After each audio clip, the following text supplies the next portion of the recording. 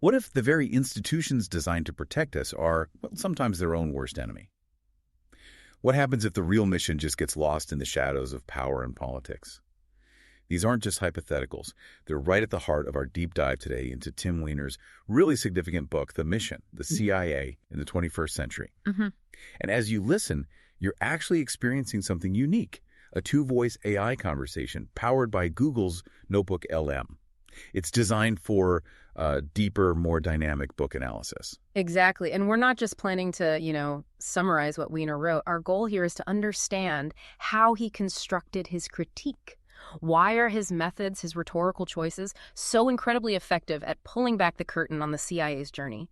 From the Cold War right through the complexities of the post-9/11 world, it's really a look at the art of powerful nonfiction. It absolutely is.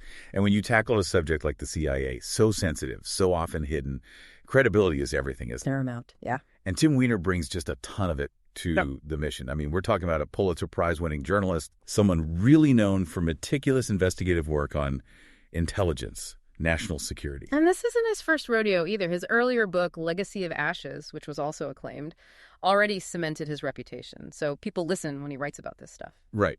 The intelligence community, too, presumably. Well, what's really striking is the access he got. Weiner didn't just scrape public records. He conducted extensive on-the-record interviews with senior CIA officials. On the record, that's very unusual. It shows a, frankly, unique level of trust, maybe respect, he built within that very closed-off community. He names his sources for nearly every major event, every operational failure he describes, and he backs it all up with primary source documents, declassified records. So it's not just opinion. It's deeply sourced. Meticulously sourced. It builds this undeniable foundation, the ethos, for his entire argument. And the timing of the book. Yeah.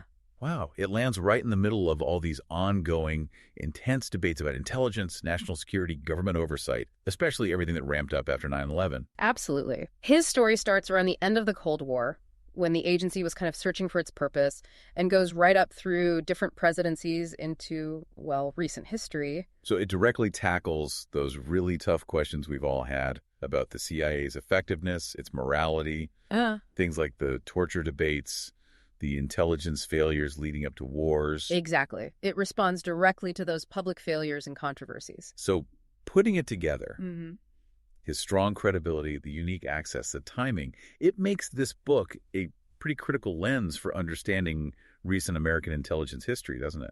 Indispensable, I'd say. It helps us grasp how these, often unseen forces really do impact our democracy and shape events around the world. It's not just looking back, it helps understand now. Okay, so he's got the authority. What's the core critique then? What's the central message he's driving home in the mission? Because it feels like more than just history. Oh, it is. He aims to inform, sure, but his fundamental purpose is critique. Definitely critique. He's trying to lay bare these persistent patterns he sees. Operational failures, organizational dysfunction, and maybe most critically, political interference within the CIA, especially since 2001. And it's not just academic, is it? He seems to be sounding an alarm. Very much so. It's a caution, a warning about the ongoing risks, not just to the agency itself, but by extension to American democracy. He sees a deep problem that hasn't really been fixed. Which brings us to the subject matter itself, this transformation of the CIA in the 21st century. It's a pretty wild ride he describes. It really is. You have the CIA, this Cold War giant focused on spying and analysis, suddenly casting about for a new role after the Soviet Union collapses. Then 9/11 happens, and boom, this dramatic, sometimes chaotic pivot to counterterrorism. It becomes, in many ways, a paramilitary force. And Weiner tracks all the internal chaos. The politics. Meticulously. The internal battles, the bureaucratic turf wars, the ways politics consistently shaped or maybe distorted intelligence. And you can feel that in the tone. It's not detached reporting. It's critical. It's urgent.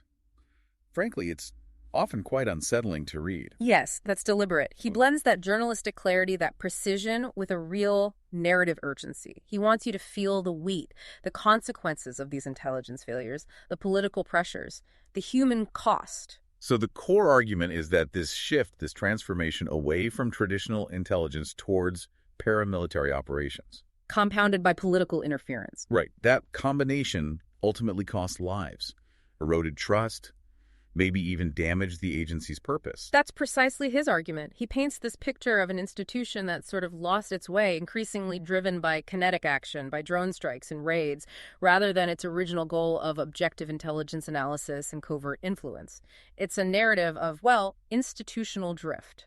Powerful stuff. Okay, let's unpack how he persuades us.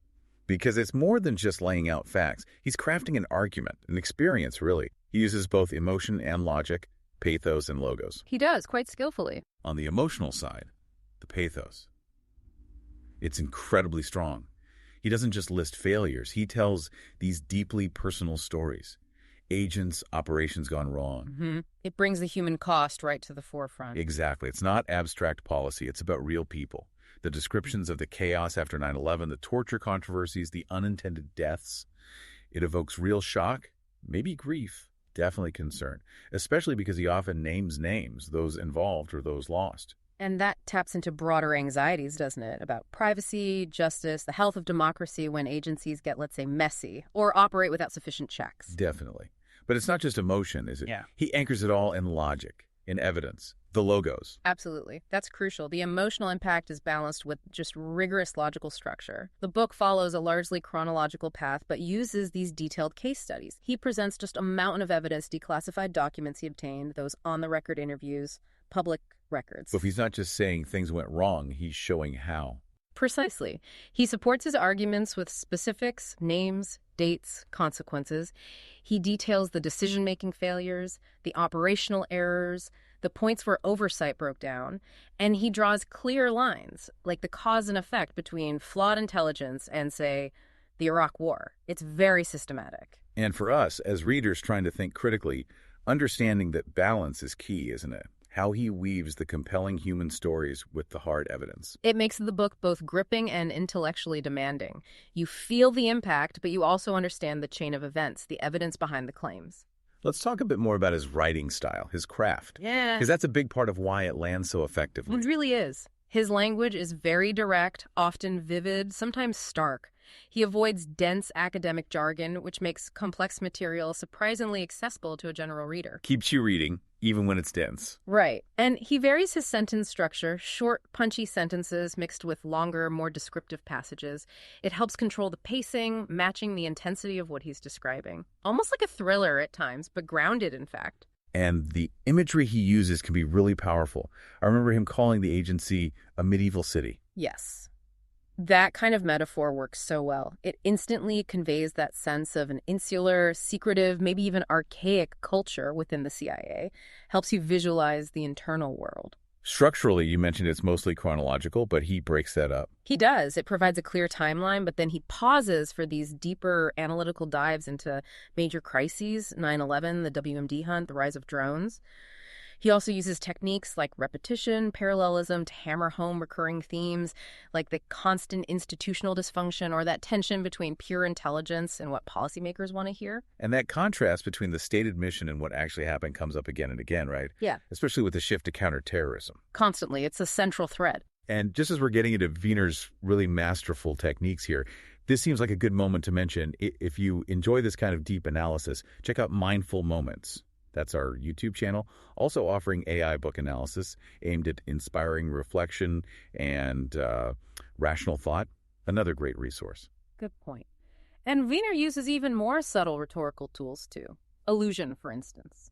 He'll reference older intelligence failures, think Iran in '53, or Guatemala, drawing parallels to modern problems. Suggesting these aren't new issues, perhaps. Yeah. That there are historical patterns. Exactly. It frames contemporary failures within a longer, troubling history. And maybe the most pointed technique is the irony in the title itself, the mission. The whole book works to kind of subvert that title, showing how often, in his view, the CIA lost sight of its actual founding mission, becoming more of an instrument of political power. So pulling all these threads together, the credibility, the purpose, the emotional and logical appeals, the craft, how effective is the book overall? Does it achieve what Weiner set out to do? I'd say remarkably effective, yes. He definitely succeeds in exposing that gap, the chasm, really, between the CIA's stated goals and its actual outcomes, particularly post 9/11. He makes a powerful case about the dangers of politicization, of institutional drift, and the narrative works. It's engaging, accessible enough for a wide audience, but deep enough for those already informed. It educates and it challenges. And ethically. His arguments seem consistently backed by evidence, right? He questions the morality, the legality of certain actions, but focuses on decisions and systems. That's right. His arguments are well fortified with evidence, with testimony. He clearly calls into question the legitimacy, both moral and operational, of things like the enhanced interrogation program. But he avoids personal vendettas or broad generalizations. The focus stays on decisions, on leadership, on the systems in place, rather than just, sensationalizing things. Are there limitations, though? Any critiques often raised about the book? Well, yes, as with any major work. Yeah. Some critics point out that while Weiner is exhaustive, absolutely exhaustive in detailing what went wrong, he's maybe less clear on how to fix it. Exactly. He's lighter on prescriptive solutions for reform. He diagnoses the illness brilliantly, but offers less on the cure. Also, the sheer density of information, all the cases, the names, the operations, while it makes the book authoritative, it can sometimes feel overwhelming for the reader.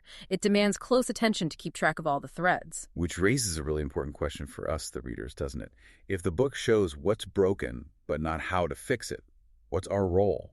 What does accountability even mean for institutions like this operating largely in secret? It's a huge question. And how can we, as citizens, realistically push for that accountability? That goes way beyond just Weiner's book. Definitely. So just to sort of wrap up our analysis here, Weiner's rhetorical strategy, combining his credibility, that urgent tone, the mix of pathos and logos, the careful language and structure, it's incredibly effective. He delivers this persuasive, often disturbing, and certainly urgent critique of where the CIA has been heading. He makes a compelling case that political interference and institutional drift really did compromise its core mission. And for more analysis like this, designed to spark reflection and rational thought, remember you can explore Mindful Moments on YouTube and, of course, our other podcasts. Absolutely. And if this deep dive has piqued your interest, if it's made you think about these hidden forces, please do subscribe, share this with someone else who enjoys critical thinking, and maybe consider picking up a copy of The Mission, the CIA in the 21st Century. There should be a link in our description. Most importantly, though, keep asking those hard questions. Keep thinking critically about the stories, the narratives that shape how we understand the world. Which brings us back to that closing thought. What responsibility do we, as informed citizens, actually have in demanding transparency and accountability from these powerful, often unseen forces shaping our lives?